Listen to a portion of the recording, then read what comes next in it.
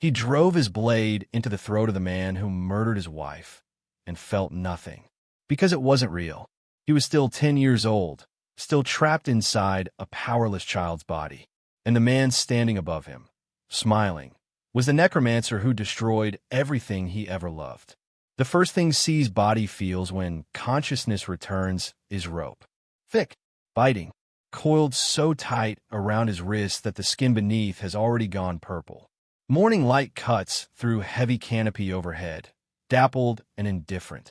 And before the boy can fully register where he is, two voices split the quiet like axes through wood. Disgrace. A stain on everything this family stands for. Two figures crouch over him, brothers, technically, in the same way a wolf pack considers a wounded member family. No mana signatures radiating from either of them. No power. Just cowardice wearing the face of superiority, enabled by rope and the assumption that helpless means harmless. The eyes that open beneath them tell a different story. Those eyes belong to Chrono. The stare he delivers is not the stare of a frightened child. It carries the specific stillness of a man who has watched kingdoms crumble and armies break. Measured, precise. The kind of look that doesn't require a raised voice or a clenched fist to communicate its meaning. That meaning is simple. You are already dead for this, and you don't know it yet. The brothers read none of that. They laugh instead. One of them digs into a pocket and drops something directly on C's head. A small pouch that splits on impact, releasing a scent into the air that spreads fast and far and speaks one language that every hungry creature in this forest understands. Prey here unprotected. Monster bait. They placed it on him and walked away congratulating each other. But then Chrono delivers the second look. The brothers are still laughing when it hits them. They stop. The forest sounds fill the space where their laughter was. Something in those eyes, in the absolute zero temperature of the expression pointed at them, finally translates. They turn and they run, and they do not look back. Smart instinct. Not fast enough legs, but smart instinct. Before Chrono can begin working on the rope, the forest floor trembles. Not a gradual building vibration, an arrival. The apex predator of this particular stretch of wilderness rounds the tree line all at once, massive and furious, drawn by the bait clinging to C's neck. A rhino beast, the boss of this forest, and it is very, very hungry. It lowers its head and commits. Chrono doesn't flinch. His bound wrists flex once, twice, testing the rope with the methodical calm of a man assessing a problem. The beast's footfalls close the distance fast, 30 meters, 20, 10. At the last possible moment, close enough to feel the heat of the animal's breath before the horn arrives, he twists. The horn catches only rope. The knot shreds apart. He's free. What follows is not really a fight. It's a tutorial. The rhino wheels and charges again. And again, wide sweeping attacks with its horn, stamping charges, angular lunges. Each one telegraphed 3 movements ahead to a man who spent an entire lifetime reading exactly these patterns. Not in beasts, in soldiers, in champions, in the greatest warriors of an empire. A rhino's footwork is, comparatively speaking, very easy reading. When it becomes Chrono's turn to strike, he strikes once. The fight ends. Elsewhere, across the tree line and back toward the estate walls. The two brothers who abandoned him arrive at the main gate, wearing smug expressions and the convenient assumption that problems solved by other people's deaths don't require further thought. They push through the entrance into the main corridor, still exchanging commentary on what kind of sound C probably made before the beast finished him. The door at the far end of the hallway departs from its hinges. Not opens. Departs. Crosses the room in a flat, committed arc and connects with one brother hard enough to introduce him, at significant speed, to the wall behind him. Dust settles. The noise echoes. And in the ruined doorframe stands C, holding the severed head of a forest rhino boss by what remains of its horn. Rope burns fresh across his wrists. Not a single word immediately forthcoming. The silence in that hallway has a texture to it. Mana pulses off the boy's frame. Irregular, unrefined, nothing like the disciplined output a trained fighter produces, but undeniable. Present. from a child who was never supposed to have any. No one moves. The brother, still vertical, finds the wall behind him useful and stays close to it. But this, the power, the rhino's head, the wrecked doorframe, is not the beginning of the story. The beginning happened in another life entirely. A memory surfaces, a village burning at its edges. Men who had followed Chrono for years, laughed beside him, bled for causes they believed in together, now moving through the smoke in slow, lurching patterns that no living person moves in. Eyes empty, mouth slack, bodies that once belonged to companions converted into something worse than corpses. Weapons, tools, ammunition for a man who treated human life the way a carpenter treats scrap wood. Gilgran, the necromancer whose power blurs the line between death and servitude, whose mana doesn't feel like mana. It feels like a void shaped like a person. Chrono had faced him with every technique he owned, at the absolute peak of his ability, and lost in a way that left nothing salvageable. His mana sealed by a placed curse, his body broken. And Hannah, she who greeted sunrise with the same warmth she gave everything else, who pulled his collar straight before audiences and whispered that he needed to be someone worth following, who read every book in his study while he was out being someone people wrote histories about. Gilgran did not spare her. He converted her, and then, in an act of casual cruelty designed not for any tactical purpose, but purely to confirm his power over everything Chrono had ever valued, he stabbed her undead body in front of Chrono's eyes, slowly, and held his gaze the entire time. Chrono died with one thing still burning inside him. Not grief in the weeping sense. Something older and harder. A want so specific that even death couldn't extinguish it. A dark god heard that want. The god made an offer. One more life. Inhabiting a body already in the world, with access to Chrono's original mana signature. Unlimited power. Unstoppable force. But only for 3 minutes each day. After that, the backlash arrives all at once, and whatever the body endures during those minutes announces its bill in full. 3 minutes per day. To dismantle the man who destroyed an empire. The body assigned to him. The manaless, disgraced, universally dismissed son of Gilgran's own household. The universe has a sense of humor. A terrible one. Back in the corridor, the mana pulses continue. No one has moved. The brothers who thought this morning was the last morning this particular problem required attention stand in a hallway, full of rhino blood, and reassess their assumptions. Chrono looks at none of them specifically. One goal, he says flat and final. Everything else is noise.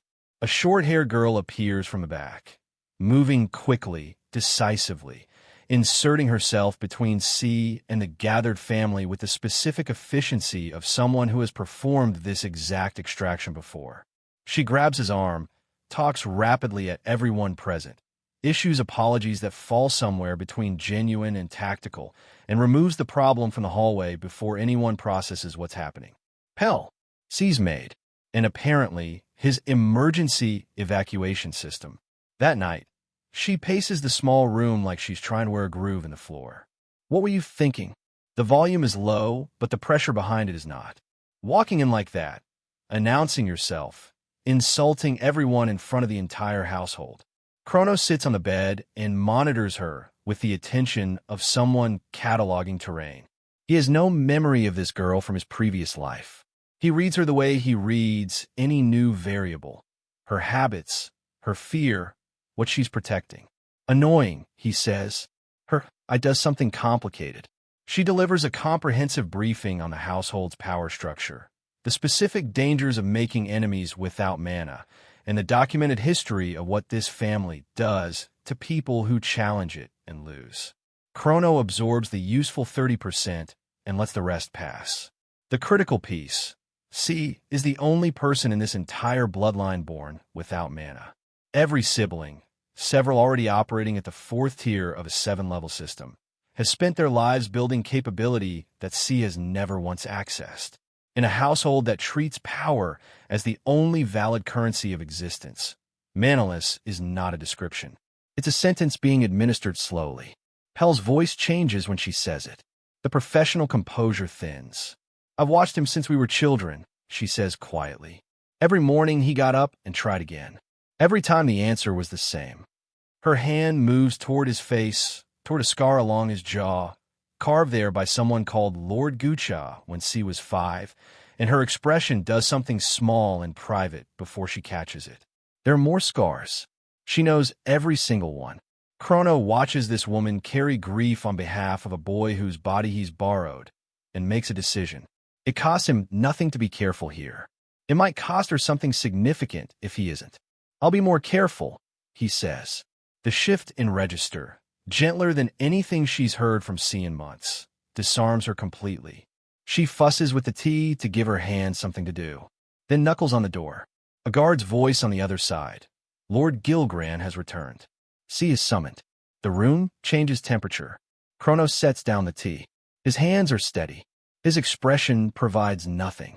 But underneath the stillness, beneath the careful architecture of calm he has maintained since opening his eyes in this child's body, something very old and very patient shifts a fraction of a degree closer to the surface. He walks to the door. The corridor outside Gilgran's private chambers has learned to be quiet. Chrono walks it without breaking stride. Pel follows 2 steps behind, holding herself together with both hands. Her composure a thing she's visibly maintaining rather than naturally possessing. The guards at the great door step aside. The door opens, and there he is. Every cell in this borrowed body responds before the conscious mind catches up. A systemic recognition, ancient and involuntary, the way the body remembers certain things it was never supposed to forget. The man at the far end of the room is older than the battlefield memory, more settled into authority. The presence he radiates bends the air around him the way a gravitational body bends light. Not aggressively, just as a fact of physics. Gilgran. The math arrives in Chrono's head immediately, fully formed, and lands like a dropped stone into still water. He is living inside this man's son's body. He will look across dinner at the face of the person who killed Hannah. He will receive orders from him. Use his name with the prefix that means family. The rage that rises is enormous and completely invisible. It has to be, because without a plan, emotion is just noise, and noise kills you. Gilgran barely glances up from whatever he's reviewing. Come closer, he says, the way people speak to things they've already categorized. Before Chrono can move, Pel surges forward, a wall of preemptive apologies, drawing attention to herself, repositioning the target of whatever punishment might be incoming. Her voice shakes at the edges. Her hands notably do not. One look from Gilgran stops her mid-sentence. She goes rigid. I didn't summon you, he tells her. Then, to Chrono, I heard you overpowered one of your brothers. Is it true? No warmth. No parental register. A general asking for field data. Then the air in the room tears. The pressure shift arrives without warning. Mana displacement on a scale that makes Pel stumble backward, and in the center of the chamber something assembles itself from darkness and wrongness. A hydra. Undead. 7 heads, 6 actively sweeping the room in slow, deliberate arcs, dripping acid that eats through the stone floor wherever it falls. The 7th head is empty. Still, wrong in a way that stops being about the hydra and starts being about whoever created it. Gilgran's voice remains conversational. Power is the only thing this family values. If you have it, show it. Can you imagine what Pel is feeling right now? The creature's classification, 6th tier, calamity level, is enough to obliterate a small nation's standing military, and it's being deployed as a pop quiz for a 10-year-old. Acid fumes begin expanding across the floor in a slow, spreading cloud. Chrono doesn't run. He burns 1 strip of skin off his forearm, pulling Pel clear of the expanding vapor, sets her behind him, and turns back to face 6 sets of teeth. He picks up a sword from the wall display. I'll cut through anything in my path, he says. There is nothing about the delivery that sounds like child. Whatever you put in front of me is included in that. 1 cut. The blade passes through the hydra, through every head, through every regenerating limb, through the modified core Gilgran had altered beyond its original parameters, in a single continuous motion. The creature doesn't fall. It ceases. Sections of it hit the floor with sounds like broken architecture, and then the room is quiet again. 7th tier mana. In a 10-year-old's body, Pel crumples to the floor unconscious. The pressure alone was too much for her nervous system to process at this range. Gilgran hasn't moved from his chair. He tilts his head, the smallest possible acknowledgement of surprise. Then he watches his son stand in the wreckage of a calamity-class creature with a borrowed blade and a burnt forearm, and the mild interest in his expression is somehow worse than any reaction that came before it. Interesting, he says. Chrono points the sword at his throat. Every cell in his body wants to close that distance. Wants to finish this now, here, before another breath passes, before Gilgran can take another thing from anyone. But his arm is already beginning to tremble at the edge of awareness. 3 minutes. The debt is arriving. He cannot fight Gilgran today. Gilgran stands. He doesn't draw anything, doesn't raise his mana, doesn't adjust his posture in any way that suggests preparation for a threat. He just stands, and the difference between what Chrono produced and what Gilgran passively radiates in this moment isn't a gap. It's a category difference. Candle versus collapsing star. What follows is a lesson administered entirely through impact. Gilgran closes the distance in one motion, and the kick that connects sends Chrono into the wall hard enough to fracture stone. Before he can get fully upright, another impact. Then another. Each hit precise, efficient, delivered without visible exertion. The specific violence of someone who isn't fighting, just correcting. Like a mathematician demonstrating a proof. The floor meets Chrono's face several times. He gets up every time, not from stubbornness alone, from the understanding that dying here means nothing changes. Hannah is still reaching. Gilgran is still standing. Up is the only option. Eventually the body stops listening. Gilgran looks down at what remains of the attempt. Then, and this is the part that makes Chrono's blood run cold, he smiles. Not cruelly, with something that resembles genuine appreciation. You defeated the Hydra, he says. That earned something. Name your reward. Being looked at like this, like a novelty, a performing curiosity, a pet that cleared a particularly impressive obstacle. By this man, of all men alive or dead. Chrono breathes. He thinks. He chooses. Show me your undead. Gilgran raises an eyebrow. Curious. That night, they walk together through a door that leads into something vast and cold and blue. The labyrinth unfolds in every direction. Stone and dim light, and hundreds of undead standing motionless, stripped of will and memory, and every quality that made them people. Then Chrono sees one that is moving. Among the still ones, this figure won't stop reaching. Hands extended forward, always forward, face wet with tears that never seem to run out, the expression of someone searching for something they can no longer name, but cannot stop wanting. Every gesture, every wet, searching motion, oriented toward him specifically. Hannah. The truth hits him like a blade to the chest. For a long moment, he just stands there. Then slowly, the grief folds inward. It doesn't disappear. It hardens into something that doesn't grieve, just waits. Gilgran says, pleasantly, she hasn't stopped crying since she arrived. Remarkable, isn't it? Even death couldn't quite extinguish it. Chrono doesn't look at Gilgran. He looks at Hannah's reaching hands and counts every one of the scars on C's body like a checklist of everything still owed. He turns away before his face can betray the only thing in him worth protecting. One promise, made in silence, specific and absolute. I will come back for you. He doesn't sleep. The rain outside does enough moving for both of them. Chrono lies in the dark of C's room and lets himself be still. Not calm, not at peace, just still. The anger has nowhere to go yet. So it stays coiled, and he leaves it alone, and he starts working out what he actually knows versus what he assumed. He knows Gilgran's raw power eclipses his own in this body by a margin that doesn't invite optimism. He knows Hannah is alive, technically and wrongly, in the labyrinth below the estate. He knows that 3 minutes of mana per day, unanticipated backlash included, is not going to win this fight through force alone. Which means information. Before confrontation, he makes Hannah one short, wordless promise, the way soldiers do before they walk into terrain they're not confident about coming back from. Then he waits for morning. Pell arrives with tea and what appears to be a rehearsed opening line that immediately collapses when she finds C already dressed and sitting in the window chair, fully upright, staring at nothing visible to anyone else. She apologizes for the previous night, mentions his mana awakening, says she's glad he's okay, trails off when it becomes apparent he's approximately 40% present in this conversation. He clarifies, I'm thinking. It has nothing to do with you. She processes this, and decides it's marginally better than what she feared. But she does mention the trial. Every child of the Gilgran bloodline reaching 10 years of age participates. Pass. You earn a placement in the guard unit that operates directly under Gilgran. Fail or abstain, exile, permanent, no second consideration. The weakest are not permitted to stay. The house runs on this philosophy like a machine runs on fuel. His first instinct is waste of time. His second instinct is fastest path to Gilgran. He goes.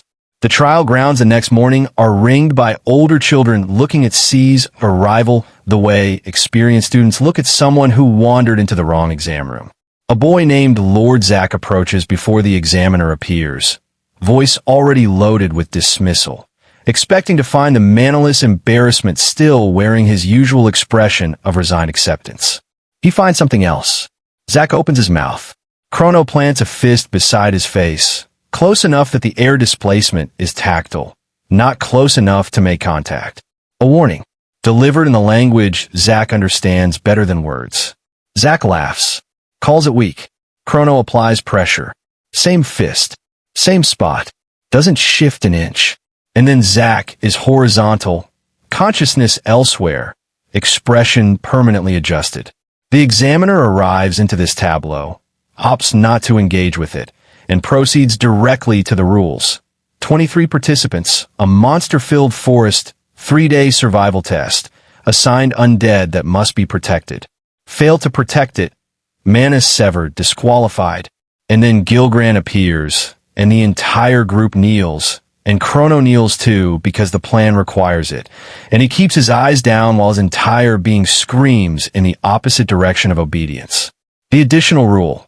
Everyone gets chained to an undead. When Hannah gets assigned to the blonde brother Gara, and Gara opens his mouth to complain about the quality of his assignment, something cracks quietly in Chrono's chest. He doesn't let it reach his hands. He doesn't let it reach his face. He lets it sit in the part of himself where he keeps everything that has to wait. He kneels before Gilgran. He plots Gilgran's death. These two things coexist without difficulty. The transportation flame takes them. Chrono arrives in forest. Undead in tow, no candidates visible. The first beast finds him within minutes, a massive bird dropping from the canopy like a guillotine blade. Sidestepped, assessed, dispatched. The carcass hits the ground, and he's already moving. The second one, a lightning gorilla with a personal vendetta about personal space, requires dodging left instead of right. The fight is over before the lightning stops crackling. Then a third presence, this one intentional. A blade appears at his side from a direction that nearly worked. He blocks and turns and finds one of the brothers grinning, prosthetic arm already moving towards something at his waist. The boy has a pattern. Chrono reads it in his leg position before he commits to the first attack, reads the prosthetic's function in the way the shoulder compensates for its weight. He creates an afterimage using the forest humidity, steps around the grenade device detonation, and by the time the smoke clears, has removed the brother's ankles from his plans and the prosthetic arm from the conversation entirely. Chain severed. Undead disconnected. Exile delivered. Meanwhile, Gara is losing badly to an A-rank beast. This creature does not belong in this exam. Its classification places it so far above anything a 10-year-old should face that the proctor watching from the trees has already begun composing the incident report. Gara has been running for 20 minutes straight, dragging Hannah behind him on the chain, calculating the math on how much his life is worth relative to his mother's expectations versus Chrono's warning. He stops, turns, faces the thing chasing him. The A-rank beast's response to this brave decision is to demonstrate why it is ranked A. Gara hits the ground, gets up, hits the ground harder. Each time the distance back to vertical is longer. He is running out of attempts when a shadow crosses him from above. Chrono lands between them, not for Gara's sake, for the chain, for what's attached to the chain. Stop absorbing hits and start using your brain, he says. Gara nods with the expression of someone who has recently reconsidered several life choices. The beast turns to Chrono and immediately begins to regenerate. Modified core. Gilgran's signature, same as the Hydra, same specific quality of interference. Every wound seals within seconds. Observers are still positioned around the perimeter. Full Kiltia techniques cannot be used. 3 minutes, and they're already ticking. Hawkwind. Shadow slashes striking multiple points simultaneously. Snakeblade. Speed prioritized cut designed to overwhelm the regeneration window. Rhino horn. Downward crash technique leveraging height and momentum. The creature heals every single one. Then the torn crystal on the ground catches his eye. Blue flame guttering inside shattered glass, radiating its last. Gilgrand's surveillance artifact. Smashed when the proctor died in the crossfire. No active observer. The tension in Chrono's chest releases 1 precise degree. The fighting dog's cage activates.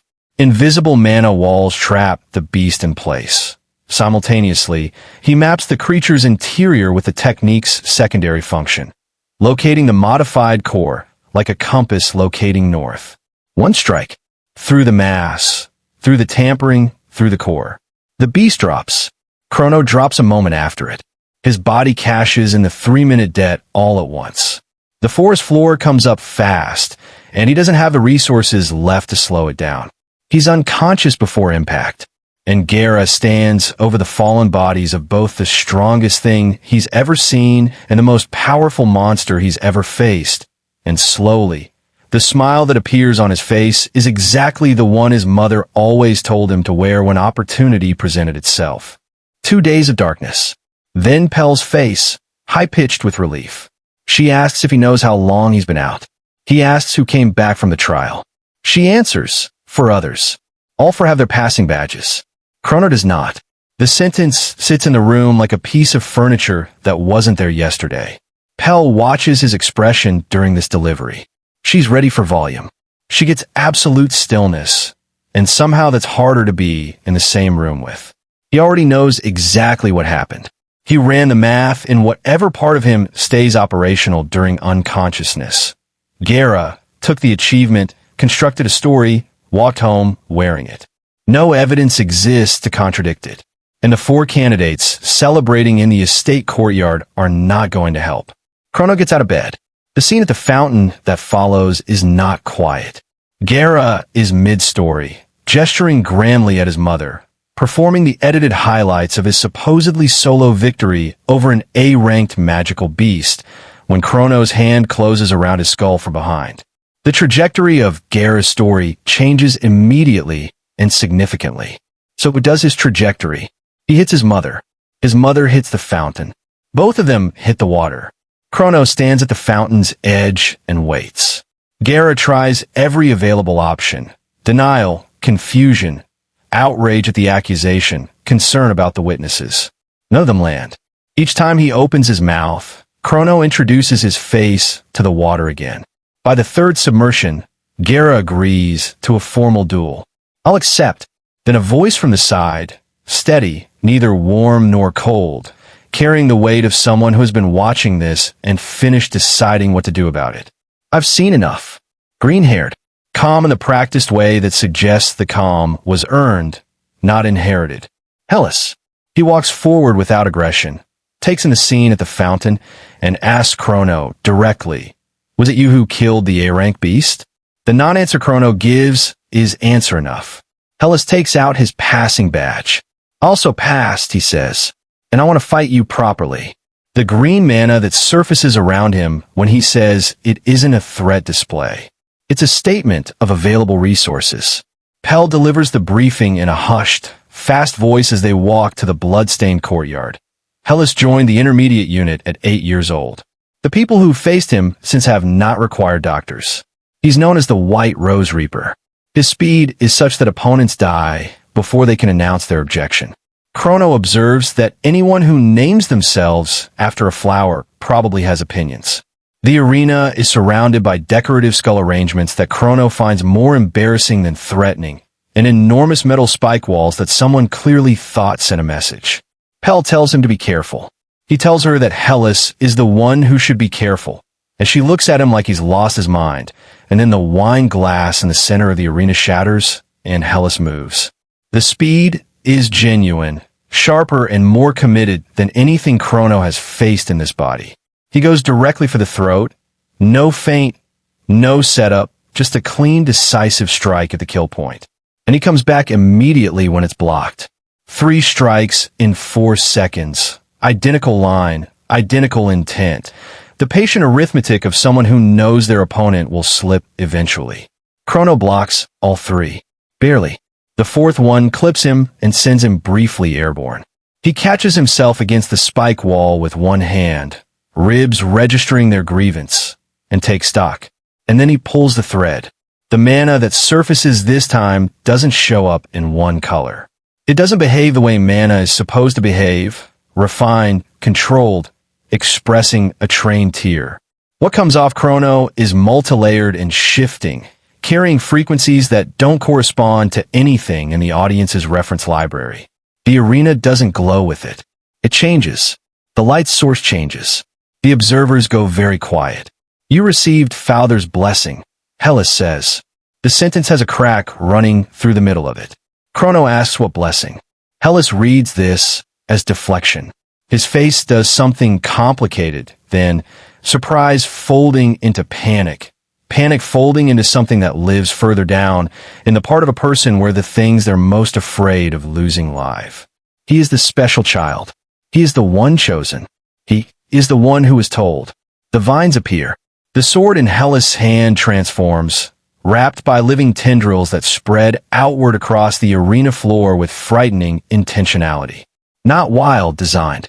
Each vine cuts off angles, narrows space, reduces options. The technique is genuinely excellent. Chrono notes the discipline. Behind it, Hellas shapes his mana like a sculptor, precise and nearly without waste, while Chrono's own output leaks like a broken faucet. A prolonged exchange favors Hellas. So Chrono doesn't extend it. What he uses isn't quite the fighting dog's cage. It's something adjacent, produced by the body memory of a sword saint working through unfamiliar muscles, close enough to the original to function. The vines cannot account for a striking pattern that predates every swordsmanship tradition currently in existence. The opening appears for one breath. He steps through it. Hellas hits the ground. Then something breaks. Up on the balcony, Gilbrand's eyes have moved, away from Hellas, settled on C with the focused attention of someone revising a calculation they thought was complete. Hellas sees it, and the person who surfaces from that observation is not the White Rose Reaper. It's a 10-year-old who was told he was special and is now watching the most important validation of that claim redirect its attention to someone else. The purple markings spread across his skin without control. The blessing activates not through strategy, but through desperation. And desperation in this context means power without direction, which is in some ways more dangerous than power with it. The attacks stop being readable and become something wilder, fueled by genuine terror rather than technique. Chrono reads the desperation exactly for what it is. He doesn't fight the emotion. He fights the technique underneath it. When a half-second appears, the overextension of a swing driven by feeling rather than form, he steps through it. One clean line. Hellas hits the ground and doesn't get up. Chrono stands over him. For a moment, he says nothing. Fix yourself first, he says quietly. Then, come try again. He reaches down and takes the badge. Above, Gilgrand watches C walk away from the arena with the faint smile of a man whose calculations have just produced an interesting result. The butler murmurs praise. Gilgrand doesn't respond. His eyes remain on the boy until he disappears through the gate. 3 days after the duel, Chrono takes up residence in the library.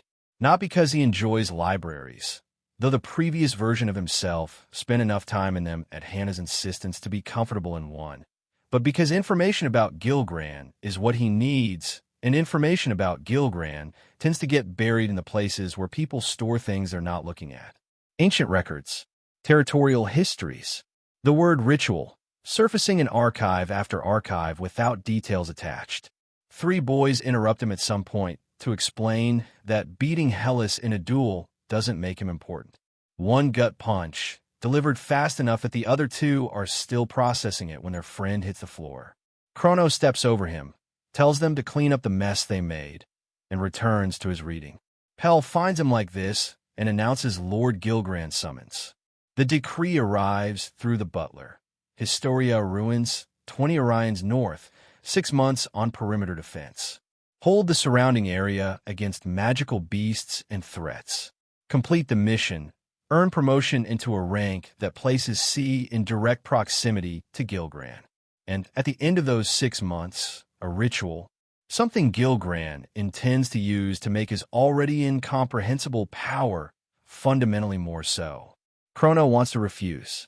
He wants it with a force that's difficult to maintain behind a neutral face. Then he hears ritual a second time, and the calculation shifts. If he's positioned near the ruins when the ritual happens, he has intelligence on it. If he has intelligence on it, he has options he doesn't currently have. He accepts the mission. The carriage deposits them where civilization runs out and the ice takes over. Pell exits the vehicle and immediately confronts her first snow with the enthusiasm of someone who has never encountered a thing and the concern of someone who suspects the thing might be attacking her. Her breath is visible. She thinks she's ill. Chrono walks past her, tells her to breathe properly before her lungs sustain cold damage, and starts moving toward the ruins visible in the distance like discarded history. They make camp when the light drops, a cave with a clear sight line and enough rock overhead to matter. Pell thaws by the fire with the specific determination of someone reclaiming their personality from a frozen state. Chrono goes through her bags and finds them packed almost entirely with his spare clothing. She brought nothing meaningful for herself. He throws a jacket at her without comment. She catches it and holds it against herself like something precious. He takes the cave entrance. He doesn't sleep. The arrow that nearly removes his head arrives sometime after midnight. Already moving. Mana infused, human origin, Gruss clan design. He clears the cave perimeter fast and leaves 7 fighters in various states of unconsciousness before arriving at the one still standing, blade to throat, waiting for an explanation. The man shows an emblem. Gilgran Intermediate Unit. Hazing for the new recruit. A voice announces itself from behind him, riding a black horse that materializes from the tree line with the casual authority of something that has never needed to announce itself louder. Captain Purrier, Hellas' older sister, half-dressed for the temperature, blue hair, an expression that has seen better things than this moment and found them moderately interesting. She informs Chrono that his position in the unit is at the very bottom, that she is his commanding officer, and that he should remember these facts. He tells her she seems cocky. She tells him his brother lost. He tries to bait her with revenge implications. She responds that weakness deserved its consequence, and she has no feelings about it either way. He already dislikes her. He immediately notes that her mana control, even passive, even on horseback, is several tiers above anything he's encountered from a non-Gilgran bloodline source. He revises his assessment. The dislike and the respect sit side by side without contradiction. Pell wakes up to find 2 strangers crouched over her sleeping area and nearly evacuates the timeline. She asks the captain if she isn't cold. The captain stares at her. They move toward the ruins. Then the ground beneath them cracks across a 30-meter line, and from the gap emerges a dark-scaled serpent that makes the word large stop feeling like it's trying hard enough. Purrier points at Chrono. Show me. He charges. The first strike skips off the scales without penetrating. Harder than titanium. She mentions from the sideline, sword strikes at this output level are insufficient. Thank you for the observation I'd already made, he replies and shifts his approach. What he does next is compress. Pulls the mana inward instead of releasing it through the swing. Concentrates it at the blade's edge, building density at the impact point until a cut that should be physically impossible for this body size, and age carries force that belongs to a different category entirely. Purrier goes very quiet. The compressed strikes find the scale gaps, joint lines, jaw hinges, and open them enough to work with. He steps back and gestures at the openings he created. Now, he says. She drives her spear through the wound without comment. The serpent's scream carries far. His man-axe technique delivers the finish. Clean decapitation. Head removed from body as though the scales were nothing more than enthusiastic decoration. After a moment, Purrier admits he's not completely useless. He grins. She tells him to shut up and follow her. A memory surfaces, brief, uninvited. Cold mountain air. Hannah beside him, warm despite the temperature, explaining why breath turns to steam at altitude. Dry air, insufficient moisture, the physics of what happens when heat escapes upward faster than the surrounding cold can hold it. His face, listening, more attentive than he ever was to battle reports. Her smile at the end of the explanation, amused by his complete attention. Knowledge can be sharper than any sword, she said. He comes back to the present before the memory can do more damage than it already has. The Historia ruins rise from the snow like the deliberate remains of something enormous and patient. Stone architecture on a scale that makes current construction look like optimistic drafts. The intermediate unit has already established camp in the outer ring. Tents and supply lines arranged with the efficiency of people who do this professionally. They receive Chrono's arrival with the collective uncertainty that experienced fighters apply to unusual variables. A child who apparently defeated Hellas. A child who, according to the patrol reports already circulating, held his own against a dark-scale serpent alongside the captain. Their categorization files are getting complicated. Purrier calls a mission briefing the following morning. The parameters expand significantly beyond what the estate decree described. In 6 months, Gilgran will use the ruins as the focal point for a ritual designed to consolidate and intensify his mana beyond its current ceiling. The ruins sit on a convergence of ley lines that amplify specific mana signatures, specifically the kind Gilgran operates on. If the ritual completes uninterrupted, whatever margin currently exists between Gilgran's capability and the world's collective ability to oppose him grows into something that stops having a name. Chrono absorbs this while keeping his expression engaged and useful. Internally, the ritual cannot be allowed to complete. He doesn't have the mechanism for preventing it yet. But this is now the secondary mission, existing alongside everything else he's trying to accomplish. He files it in the part of his mind that holds things requiring future action and returns to the briefing. The mention of a treasure comes from the Bald unit member, Sir Bald Knight, as his mental catalog has filed the man, who mentions the Gruss clan's year-long obsession with something hidden in the Snake River that runs through the cavern systems beneath the ruins. A sword, allegedly belonging to a legendary warrior Gilgran defeated during the Great War. The Sword Saint's twin blade, lost in the river during the conflict, never recovered. Chrono's hand closes into a fist at his side. Involuntary. He opens it immediately, the twin to his own blade. Somewhere beneath his feet right now. He's been feeling the pull since they entered the mountain range. Below the threshold of conscious recognition until this moment, but present, a specific directional sensation like a compass needle that never quite settled because it was looking for something that wasn't close enough to identify. It's close now.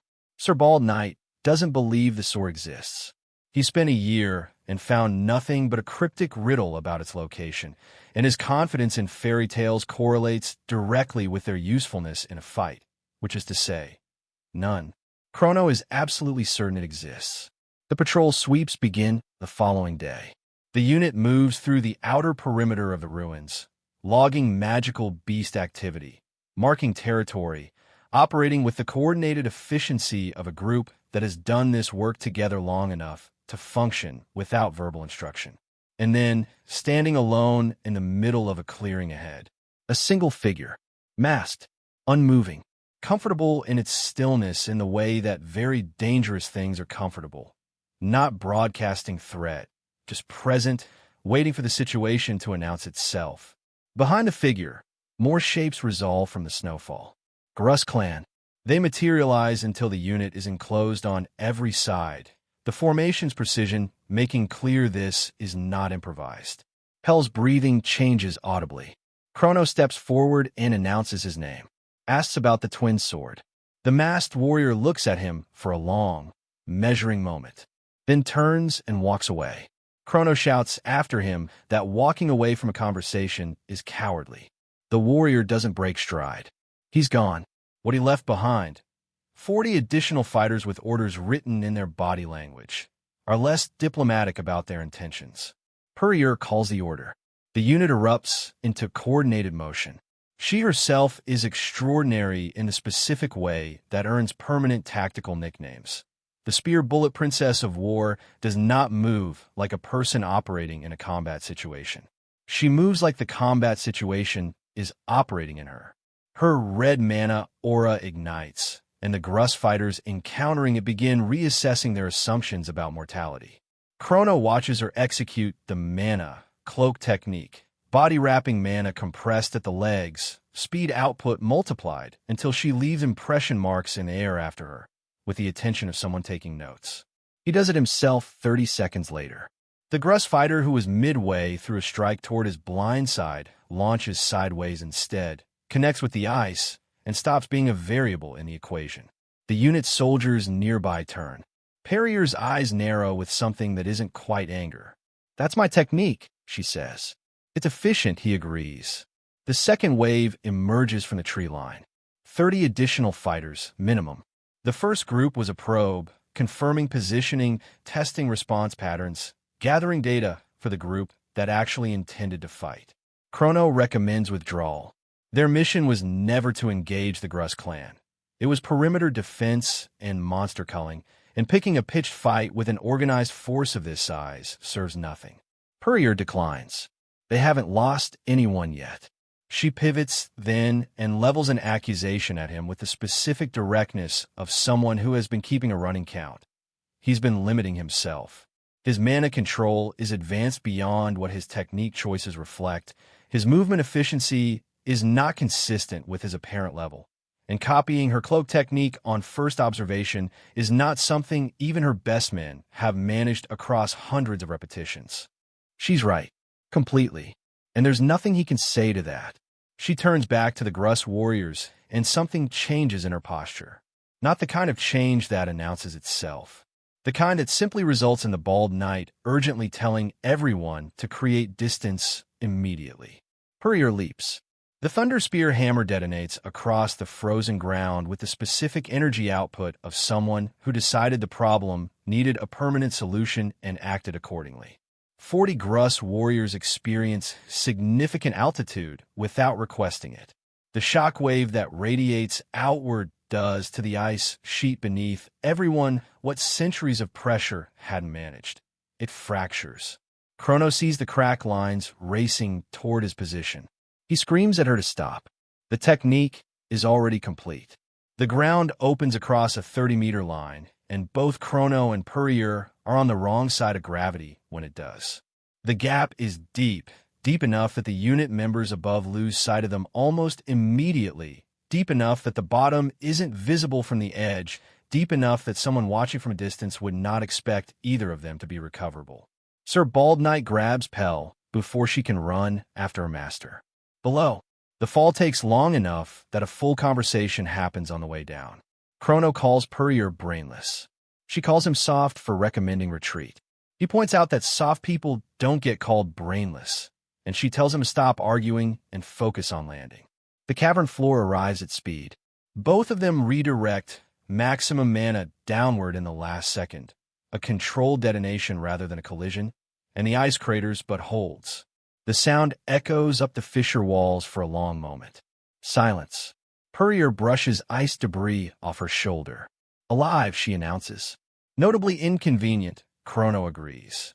The walls of the fissure are sheer, smooth obsidian hard ice that resists mana-enhanced claws. No exit upward. The only direction available is lateral. Puryear suggests splitting up, signaling if either finds something useful. He agrees and cautions her against collapsing the ceiling with her signal. She gives him a look that could freeze something already frozen and walks left. He walks right. What he finds in the tunnels immediately unsettles him in a way that isn't easily categorized. The architecture isn't natural formation. The ice follows patterns, angles that repeat, carvings and surfaces that predate anything in current historical record. And the river, slow-moving, luminescent, blue light barely contained below a surface, so still it barely qualifies as a liquid. The pull he's been feeling since the mountain range, the compass needle sensation, is coming from beneath that water, and it's no longer subtle. He crouches at the river's edge. You'll lose the hand. The blade appears from behind him with no sound and no draft, arriving at his neck from a direction that produced zero sensory warning until the last half second. He shifts just enough to lose a thin strip of cheek instead of an artery. He stands, turns. The masked warrior from the clearing, the one who walked away. Chrono states his name, states his purpose, information about the sword. The warrior's blade doesn't lower. The proud bloodline, he says, disgraced his clan. The sword sitting in this river belonged to the sword saint, a man Gilgran killed and then claimed legacy over, the way conquerors claim the histories of the people they erase. Your lord used the war to take everything, the warrior says. The sword stays here before it goes to any member of that house. Chrono is quiet for a moment. Then, the sword saint wasn't from this family. He was defeated by Gilgran. Those are different things. The warrior processes this. His blade doesn't move, but something in his posture does. Then he advances. The clash in the confined tunnel reverberates, sends ice dust cascading from the ceiling in slow curtains.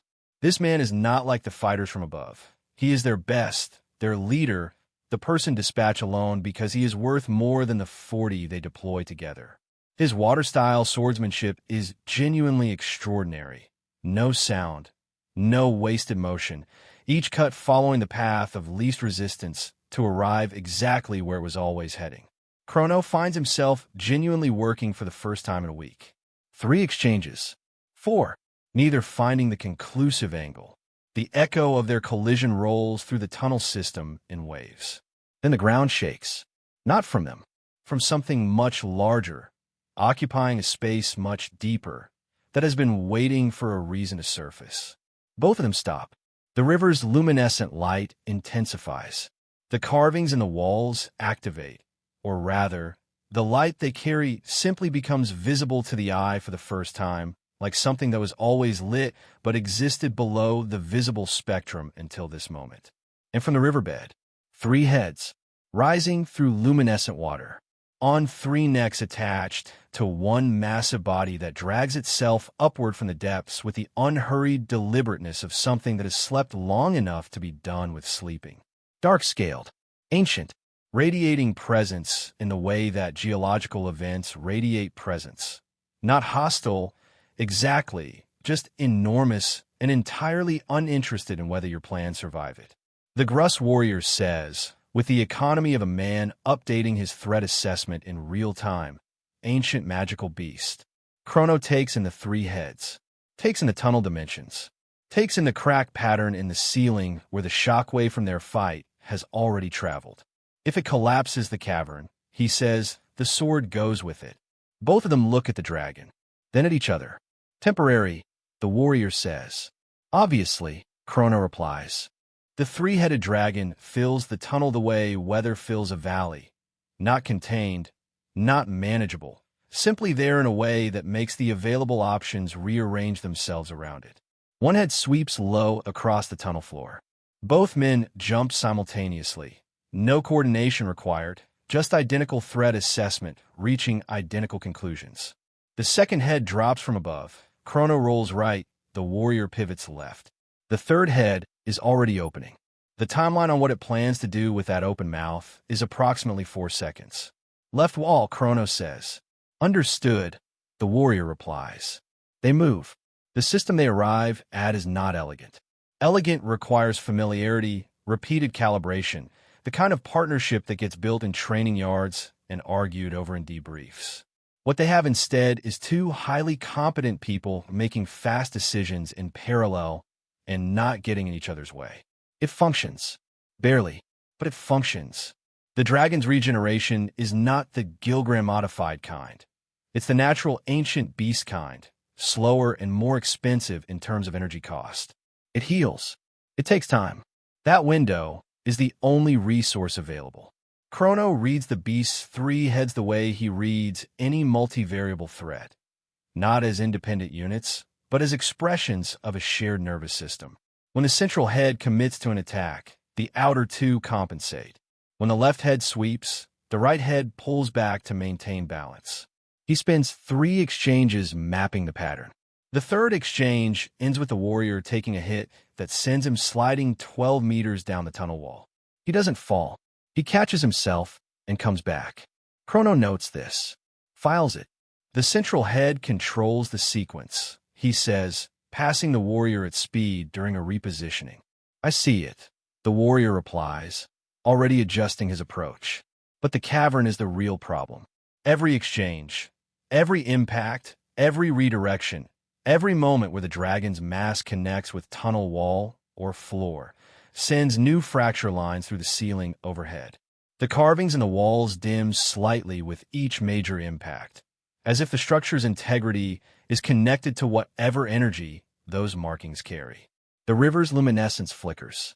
The sword is down there, in that flickering water, and if the cavern comes down, it goes with everything else.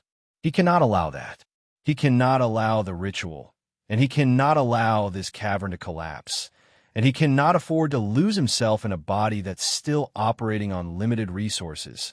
The backlash from his last major mana expenditure hasn't fully cleared. There's a budget constraint active right now that he'd prefer not to announce. But the warrior is holding, and the dragon, for all its ancient mass, has a solvable structure.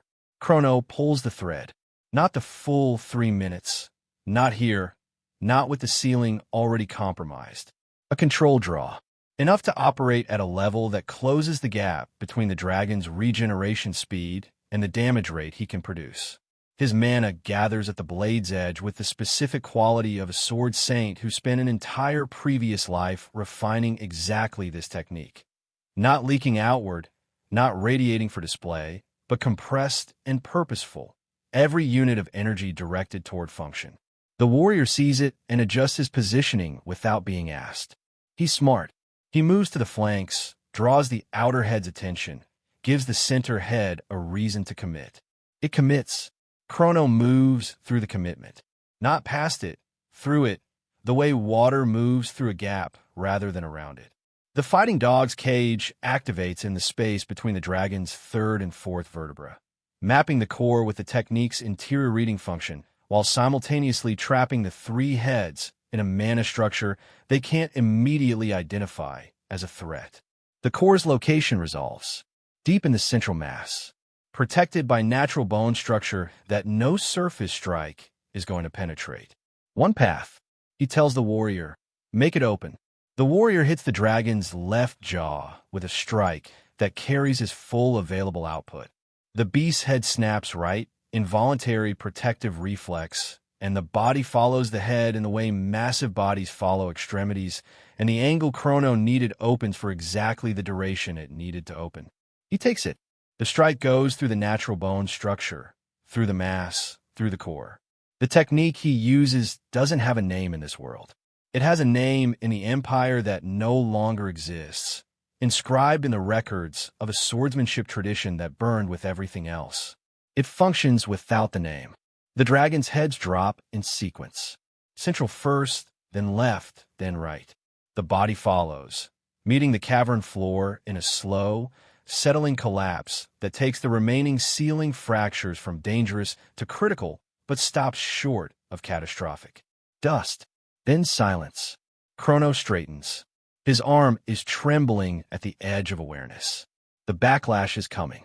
The warrior stands 12 meters away, breathing hard, mask still in place.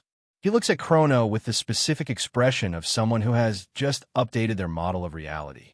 You're not from this family, he says. It's not a question. Chrono doesn't confirm or deny it. What he says instead, you know the ritual Gilgran is planning. The warrior is still for a moment. We've been watching it develop for 2 years, and you believe the sword could stop it. We believe what was made to cut can stop it. What Gilgran's power is built on. A pause. The sword was made by the same tradition as its user, for the same purpose. The sword was built to cut undead-based power. Chrono knows this the way he knows the weight of his own hand, because he was there when it was made, when the techniques were developed, when the tradition was new. The Kiltia swordsmanship wasn't designed to be elegant. It was designed to end exactly the kind of power Gilgran wields. The twin blade, the the counterpart to the one that stayed with his original body, was forged by the same hands for the same purpose. He walks to the river. The luminescence is stronger near the bend where the cavern widens.